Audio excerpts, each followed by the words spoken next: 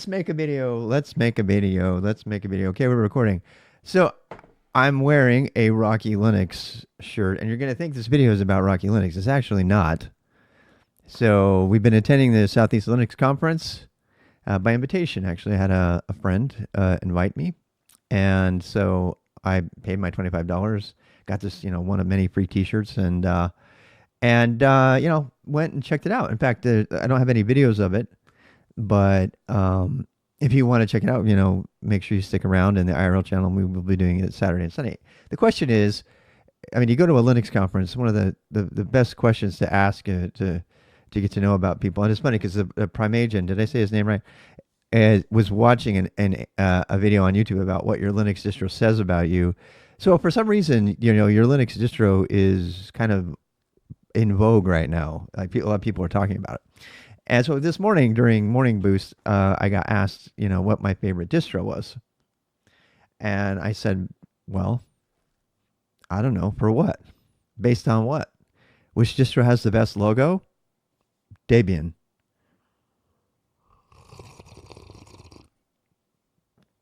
You see where I'm going there? And then the clarification came. And by the way, I'm not picking on you. Thank you for asking the question. The clarification came for everyday use on the desktop Linux. And I'm like, aha, because once you know what somebody wants to do, then you can ask the distro. In fact, this is one way to know whether you should be careful with a person. Somebody at the conference is going to see this.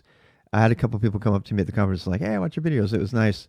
So I'm gonna to meet new people, which is the reason you go to conferences. You don't go to conferences to learn anything. Really, you really don't. Usually, the content can be easily and more accurately found online without going to the conference. Separate video about conferences and what I feel about conferences. But so if the purpose of a conference is to meet people and hang out with your friends and things like that, and drink a couple beers, maybe get some ideas. They call it the hallway sessions, right? The stuff that happens between all the people that are sharing knowledge. That if that's the purpose, then one of the best ways to start up a conversation is like, hey, so what's your favorite distro, right? And in a Linux convention, it's like asking somebody their FTP at a cycling convention. What's your functional threshold power? It's like the conversation starter, right? You might as well ask them point blank, what's your religion? What religion are you? But here's why it's an interesting question. Because if they answer immediately, oh, Arch, yeah, by far. I'm like, oh, okay. Seriously, I am afraid of people who answer that question too quickly. Because the people who answer the question about what their distro is without asking the question, well, for what, are people that are like laser focused on, one particular distro because they're dogmatically in love with the culture of the distro. And that is fine. That's fine. But I want to know who I'm dealing with here. Kind of in the same vein as like the guy. I don't know if I want to talk about it right now because I'm going to get myself in trouble.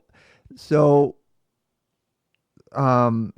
yeah, anyway, somebody that I met at the convention reminded me that some people I would rather not hang out with at a convention. That's all I'm going to say about that because they might be watching. They might be watching. The subject is a bit dicey. The subject. Okay, I was going to suggest another topic that's even more dicey than this to kind of put it in context. Yeah. So, seriously, in the Linux world, at a Linux convention, asking someone what their distro is like, what's your distro? My distro is Rocky Linux, right? I actually joked with the Rocky Linux people. I said, we should put you and the Alma Linux people in a ring and like charge for tickets. And they're like, no, we love each other. And I'm like, okay. They probably do. They probably do love each other. Hey, how are you? We're making a little video about what's your favorite distro. So I'm actually going to answer the question, and hopefully it'll be productive. But, and by the way, I use Arch. No, I do use Arch, by the way. I do. But for what, right? I use Arch, by the way, as a meme. If you're new to Linux, and a lot of people watching this have never even heard this, I use Arch, by the way, as a meme. It's not really a meme. It's kind of a saying, and it's become just a regular practice today because people who and they're I'm gonna let you go watch Prime review. Prime has a video. It's much better than mine of having fun with the video of people talking about what your distribution says about you. And I'm gonna let you go look up all that stuff. Go. I suggest you go look at Prime's videos and go find the video about what your distro says about you. I'm not gonna link to it or anything. But in the spirit of staying on topic with the beginner boost so that you can make a decision about what distro to use, the rest of this video is going to be about the distros that are out there, what they do, what they're for, what people primarily use them for, and what I think you should maybe consider them for. Of course, this is all up to you in the end. And so before we actually can embark on this adventure of distro distribution and selection, we need to look at what is the history of Linux distributions. And we're going to do a little bit of, hey, there's Mr. Torvalds. And there is an actual image that I'm looking for. I'm doing it the same way you would do it because I want to encourage you to do your own research. So this is the chart that I used to use a lot. I believe it's gotten pretty dated though. I don't know though. Let's see if we can. Oh, I'm so sorry for the flashbang. And I'm going to turn my face off for a second. I'm really sorry for the flashbang, but that's how this is. Okay, so there are a lot of Linux distributions. That's GNU. I'll have you know it's GNU/Linux, by the way. Another meme, right? It's another meme from that people use to kind of quantify the pedantic, members of the Linux community, of which there were many yesterday at the conference. It's one of the reasons I don't go to conferences. I don't know. I just don't. Anyway, so there are a number of Linux distributions here. I'll try really hard to not get pulled into the history and stories about each one, but I do want to tell you a little bit about it. Here's why. Because when you know the history of Linux distributions, you can at least speak knowledgeably about your selection and you can justify it somewhat if you feel the need. A lot of times you might not, but if you're an architect and you're making decisions for the company or something, like what should my container distro be? What is, what should I do here? How does this relate to FreeBSD, for example? Which, by the way, was represented at the Linux community, at the open source, at the Southeast Linux Convention, had an entire subcommunity of BSD Unix, which is absolutely not Linux. And so anyway, so it's good to know a little bit of the history and to know where they're coming from. There's tons of material online for this. So this is just my take on it. So add one voice to the rest. So let's actually go down the major distribution branches as of 2024, which is when this video was made. So the major categories, I suppose, the ancestries are the Debian-based, right, which includes Ubuntu, the Red Hat-based, and I would suggest the SUSE-based, the Slackware SUSE. Now, Slackware was the one. Slackware is the oldest distribution that's still maintained, apparently. I actually bought Slackware in a box in the 90s. And I bought Mandrake, which is a variation of SUSE. Where is Mandrake? Isn't Mandrake SUSE? Back then, I don't see it. Although Mandrake is a Red Hat? No, it's not. Oh, I guess I was wrong all this time. No. What? I don't think this is correct. I think Mandrake was a SUSE thing. Anyway, and then you have the do-it-yourself stuff, right? The Gen 2 and the and kind of the Arch thing, right? So the Rock Linux, the Linux from scratch. Nobody talks about these, but this Linux from scratch is not a distro, by the way. Let me just say that again. I'm going to say it to your face. Linux from scratch is not a distro. It's a book, okay? And if you want to be pedantic and push back on somebody who's trying to flex, tell them, oh, it's like, what distro is it? I have Linux from scratch. Linux from scratch isn't a distro, it's a book. Sips coffee. Oh, you're talking about maybe Gen 2 or something?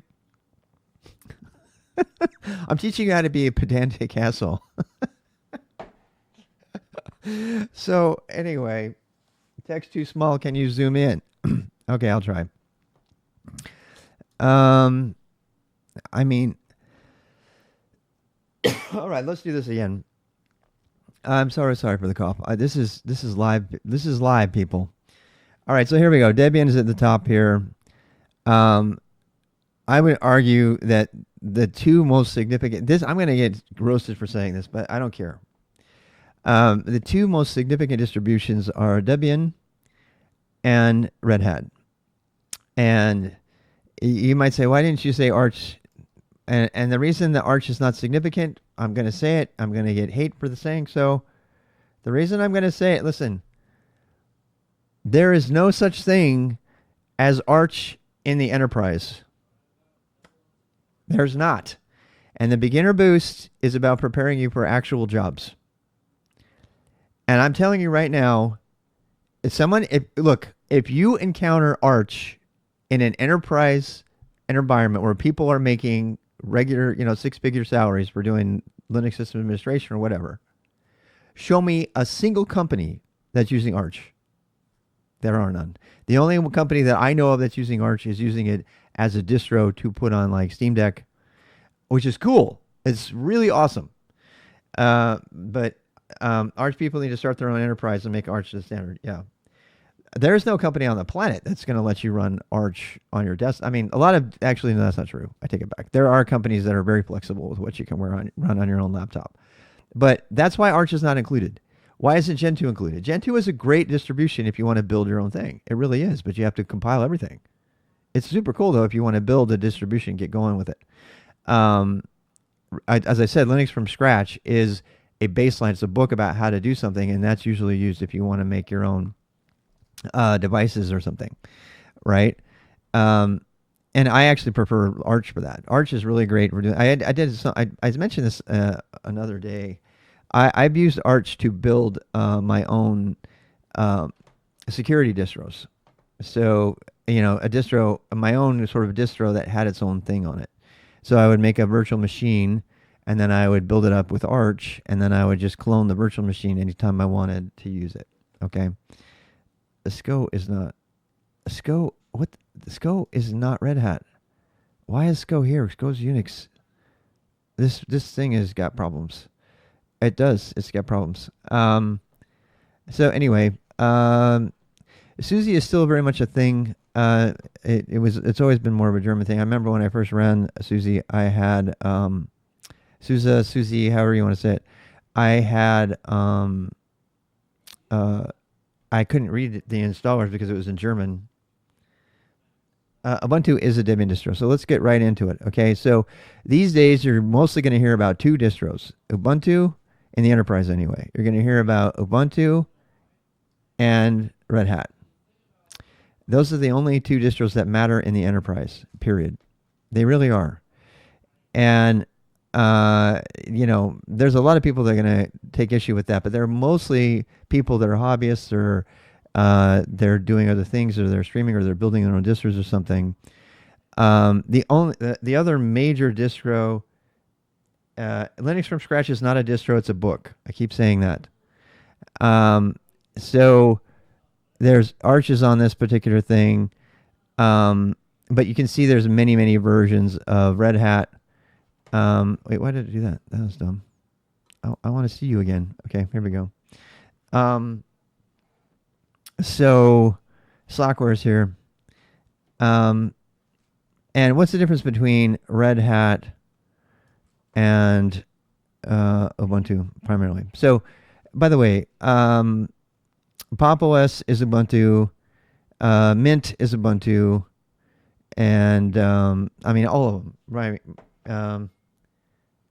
And chart next to Rocky Linux, yeah, and Rocky Linux, which is the one I'm wearing right now, is my current favorite for an alternative to Red Hat, which is I'm kind of all over the board on this, but whatever. Which I don't even see here. I don't see Rocky here. This is old. It only goes through 2007. It's a really, really old diagram. I wonder if there's a new one. Because the CentOS kind of faded. I don't think CentOS is even a thing again. CentOS became that's Rock Linux. That's not Rock E Linux. No. Mm-mm. This chart is dead. I got to stop using it.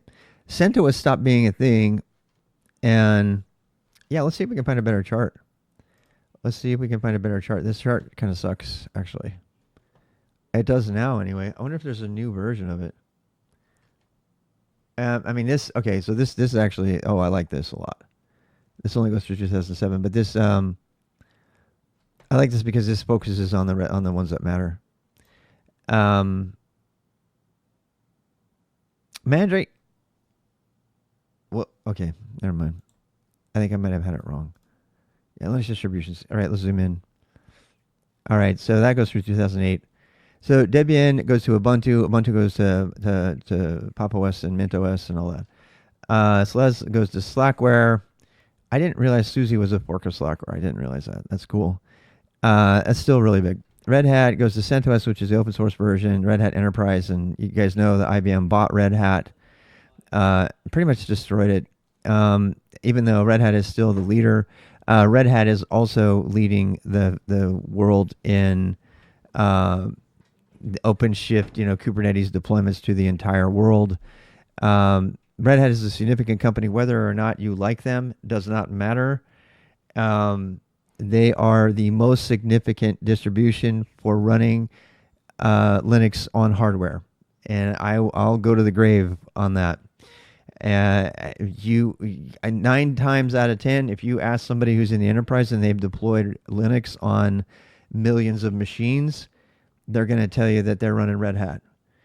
And so why would I be interested in Rocky? So CentOS stopped being a thing. I don't want to get into it.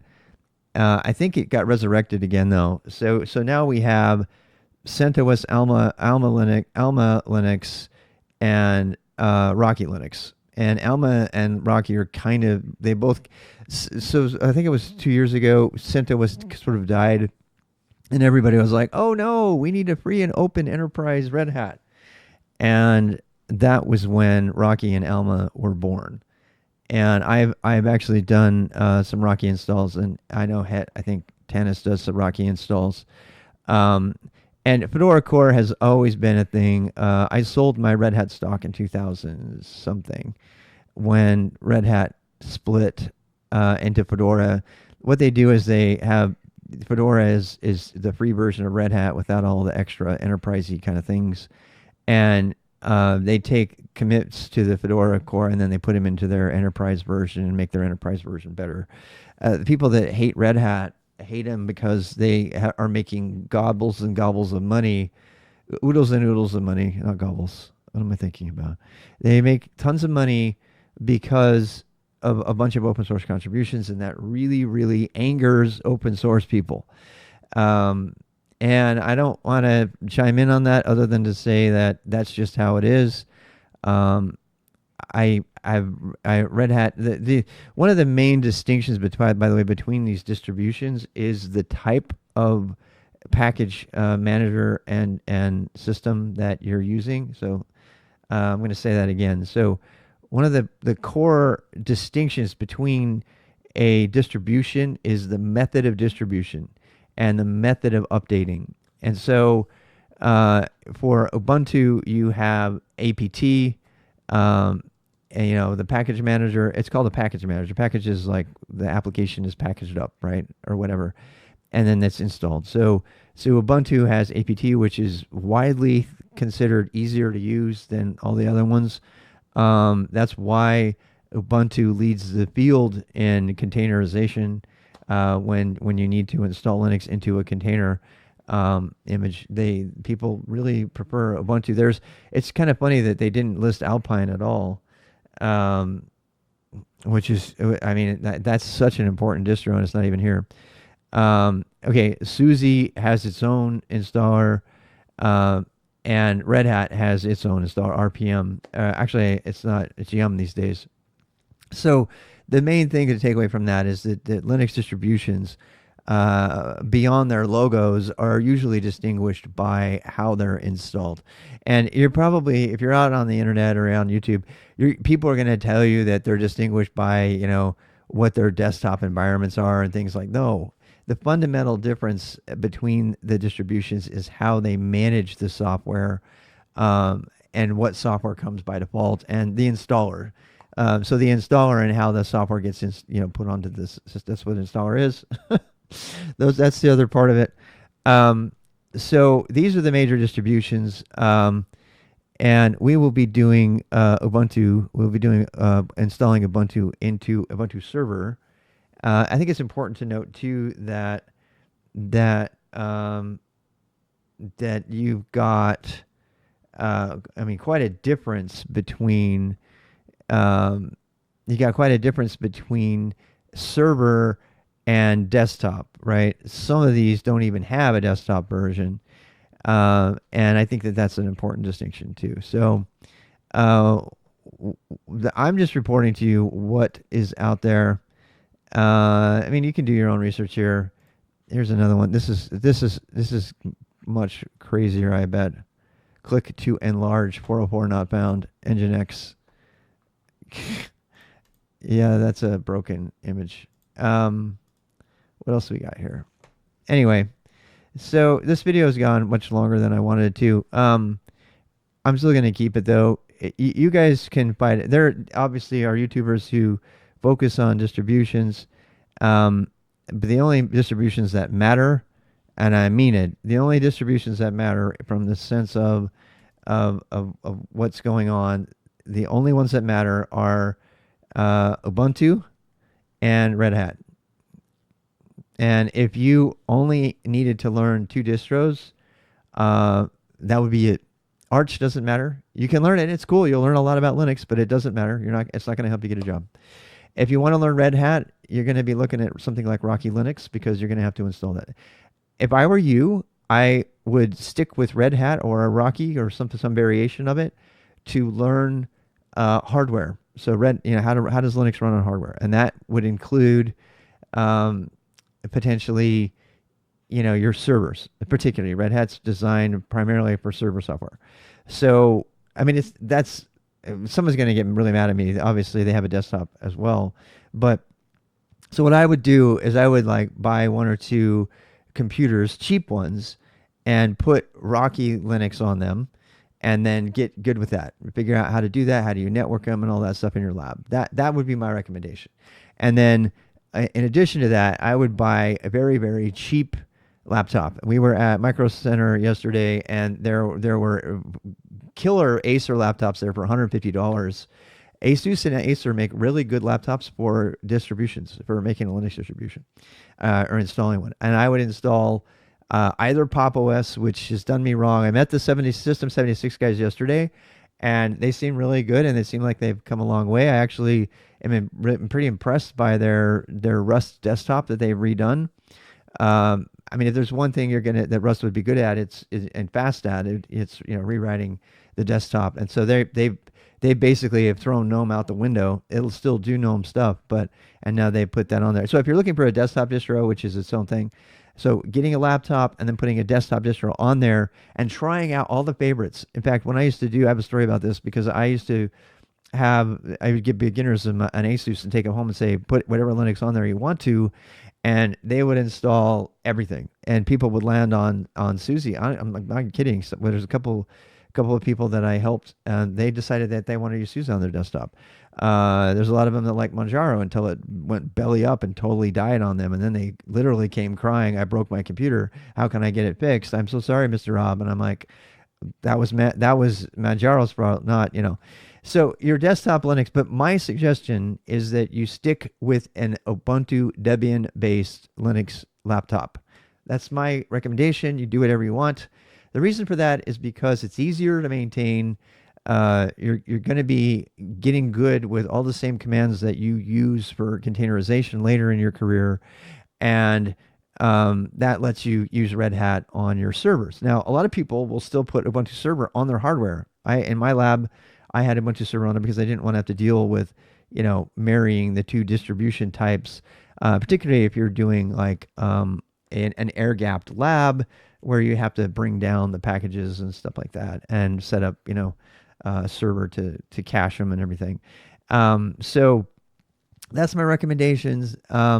I still strongly recommend Linux Mint. I'm right on the fence right now between recommending Linux Mint and Pop OS. And a quick story about Pop OS. Those who've been watching me stream for a while know that in 2020, 2021, actually when I started streaming, a member, really early member of my community, haven't been back since then, but somebody named Viable Clan member recommended that I use Pop OS and that they were using Pop OS everywhere. This was in 2020 and 2019 actually, and I started using it. I was like, well, fine, let's try it. So I started using Pop OS. I made Pop OS the standard for my lab and for all my community. I started recommending it to everybody. And fast forward, this was after Manjaro. I put Manjaro on all the lab systems, and it broke. It bricked. It seriously, it bricked my lab. I had to go in and re-image my lab, uh, and I re-imaged it with Linux Mint because it's never failed me. It's really boring, but it really never failed me. And then I found out about Pop OS, and we put Pop OS on. And then I streamed with Pop OS. I was actually streaming from Pop OS on the desktop for 2020, 2021, I think through 2022. And then it finally died. In fact, I booted Pop OS and my screen was black. And I was really happy that I had set up SSH to my desktop because I had to SSH from an external machine to get in to save my files and stuff off there. I couldn't even boot into the non-graphical mode. It was really bad. And I don't know what happened. I think I might have had auto update on or something, but you can say user error all you want. Everybody loves to just say this. But no, it just died. And and when I never wanted to use it after that. After that, I never used it because I cannot deal with non-stable distros. Linux Mint is boring but doesn't fail like a Volvo. Moz says there are a lot of people and the characterization. I felt really seen in the video that Prime was playing about what your Linux distro says about you, and they did you use Linux Mint and it had a dad wearing New Balance in khakis, turning his hot dogs on his barbecue, with the dad glasses and everything. He was just like, yeah, he was totally boring, and the user error people, yeah, there's a lot of people like that. Um, so my official recommendation is still Linux Mint to a beginner. Because it's never done me wrong. And when you're a beginner, you don't want a lot of things. You don't want a lot of variation. However, I am tempted to try Pop OS. The reason I like Pop OS is because it is such a simple OS. It's so beautifully designed from an absolute beginner perspective. It's extremely beginner friendly. They've had really great designers participate in the creation of Pop OS desktop. And it might be worth a try again. When I found out they were rewriting GNOME in Rust, I kind of got turned off by that, honestly. But after having met the System 76 guys yesterday, and after having them show me the new beta Rust desktop that they're running, it's basically i3 plus GNOME, and it does the whole scrolling thing with the three-finger scrolling like Macs do. And it is smooth. I mean, it is smooth and fast, even on relatively mediocre hardware, System 76 hardware. But I'm hopeful. I'm gonna put it out there. I think I truly believe that if they can pull this off, that might actually be one of the better Rust applications out there. And that's having said that, I was an Alacrity user for 2 years. Alacrity is the Rust terminal, and then I found out they didn't implement full support for all the ANSI the ANSI character sets, including colors and blink and all the other things that are supported by all the other terminals. And we'll talk about terminals later. But that is my recommendation. So if you're a beginner and you buy a cheap laptop, we're going to talk about that. And then put either Pop OS or Linux Mint on there. And that's my recommendation. You can do, of course, whatever you want. And the really great thing about Linux is there's no boundaries. You can do whatever you want. Just be sure that you know, and you're not going to break anything. You really aren't. I said break laptop, but you can't break it, right? You cannot break it. Here's another comment. Agreed to be using Mint for 3 years without issues. Yeah. So especially if you're coming into, and by the way, I didn't mention Kali Linux, which we should probably mention. Um, Kali Linux is as I understand it, it's an extension of Knoppix. Actually, it's one of those security. It was a security distro. It came right from the same people who made Knoppix and all those other kind of things. This is the only distro that used to come on a CD. It used to be able to boot a CD, and Knoppix was really cool for helping. Um, debug systems, even Windows machines. I actually brought a bunch of Windows machines back to life, booting into Knoppix off the disk and going and getting the files off there. And they always thought I was a wizard for being able to recover their broken Windows machine. Um, and so that grew into many other distros and then ultimately into Kali. I don't know the exact path, but Kali is not Ubuntu. Kali is its own beast. It still uses apt package manager though, so it has the same as Debian. Some of you remember Knoppix. Knoppix was like, thank you. So, but yeah, so that might be fun for you to look at. Actually, running. I mean, these days you can boot from a USB and into pretty much anything. Backtrack then Kali. Yeah, that was it. So it was Knoppix and then Backtrack and then Kali. And so that's been but they use apt package manager, which can confuse you because it feels a lot like Ubuntu, right? When you're doing when you're doing when you're doing installations and stuff like that. So that is, look, you can try distro. When I talked about the laptop, I talked about the server. For the boost, we're going to do a lot of virtual machine stuff, and running a virtual machine. If you got enough, oomph in your power in your laptop or whatever, you can run a bunch of these Linux distros in a VM. That's what I do on this Windows machine right now. And whether it's a server or a desktop, you can do that. And you can actually do quite well, depending on if you have modern hardware or not. It was Knoppix, Backtrack, Kali, and Parrot. Yeah, there's Parrot as well. Parrot's another. There are a lot of security distros. Parrot, Kali. Oh God, what's the other one? There's a Gentoo based one too. I can't remember it though. Right now, anyway, the security distros is a different topic altogether. If you're going to go into security, they generally have you use Kali to start out with. But if you're going to do that, the good hackers usually don't use Kali. We're talking like the really good ones. We're talking they usually build their own distros, and they don't put a lot of the bloat in there. They only pick the tools that they want. And actually, one of the things that turned me off from cybersecurity in general, Kali is maintained by Offensive Security, and it's also required if you're going to certify. There's actually a free certification in Kali Linux that you can get from OSCP for just Kali Linux if you're going to go into the security space. So yeah, use Kali. Go. I was kind of remiss not even mentioning it because it is people watch me who do security stuff. Um, I think it's great if you want to pop something up in a VM and put it over a VPN and start doing your thing. That's fine. I would encourage you eventually though to get away from Kali. I would start to build your own distro, and actually Gentoo is really good for that. Arch and Gentoo. Gentoo, you have. I mean, if you watch Last Miles is building with Gentoo all the time because you literally are compiling your own pieces of a distro.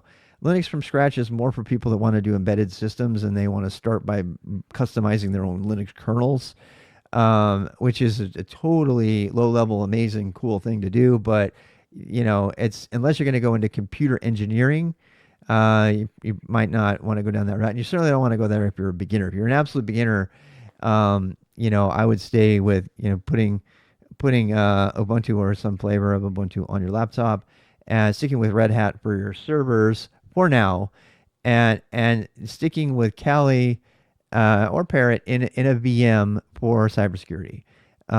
So let's amend that. Because if you're doing cybersecurity, you have to have Kali. So Kali in a VM. By the way, don't you have to have a VM for Kali Linux, right? Almost.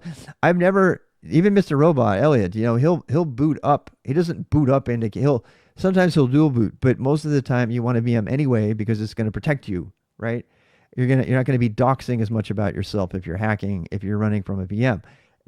Seriously, like just run your hacking stuff from a VM. All right.